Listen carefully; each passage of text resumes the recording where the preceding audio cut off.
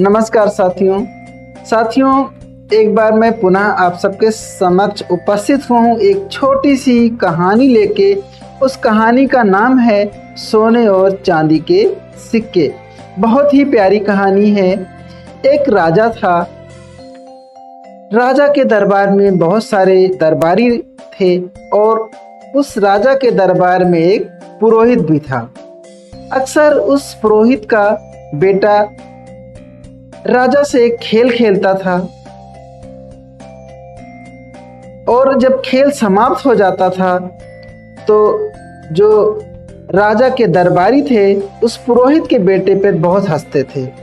उसका कारण ये था, राजा उस पुरोहित के बेटे के साथ एक खेल खेलता था। राजा अपने हाथ में दो सिक्के लेके, एक चांदी का और एक सोने का सिक्के लेके पूछता था कि कौन सा सिक्का कीमती है।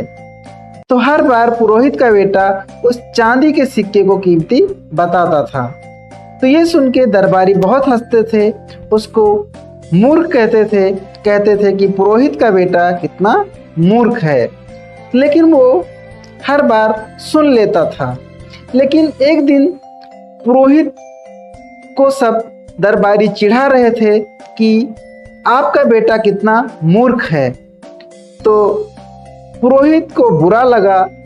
पुरोहित ने जाके अपने बेटे से पूछा, बेटा सोने और चांदी के सिक्के में कौन सा ज़्यादा कीमती है?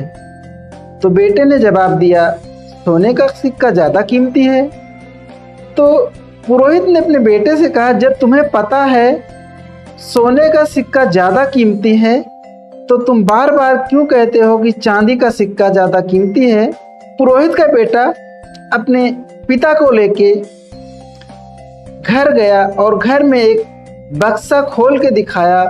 वो बक्सा लगभग चांदी के सिक्के से भर चुका था। तो ये देख के उसके पिता को यानी पुरोहित को बड़ा आश्चर्य हुआ। तो उसके बेटे ने कहा कि आपको पता है ये सारे सिक्के कैसे आए?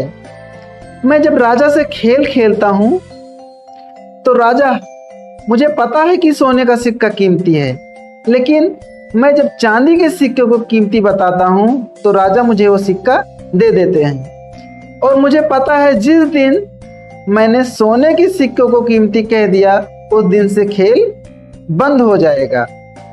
तो इस कहानी का मतलब यहाँ पे ये है कि कभी कभी हमें सच जानते हुए भी वहाँ चुप रहना पड़ता है।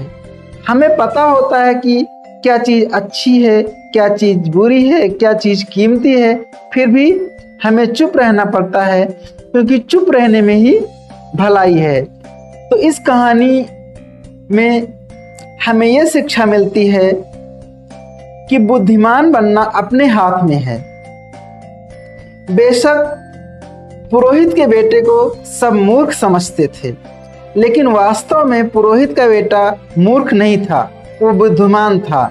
अगर वो बुद्धिमान नहीं होता तो इतने सारे वो चांदी के सिक्के नहीं इकट्ठा कर पाता। तो उम्मीद है इस कहानी से आपको कुछ सीख जरूर मिली होगी। तो इस कहानी में बस इतना ही। धन्यवाद।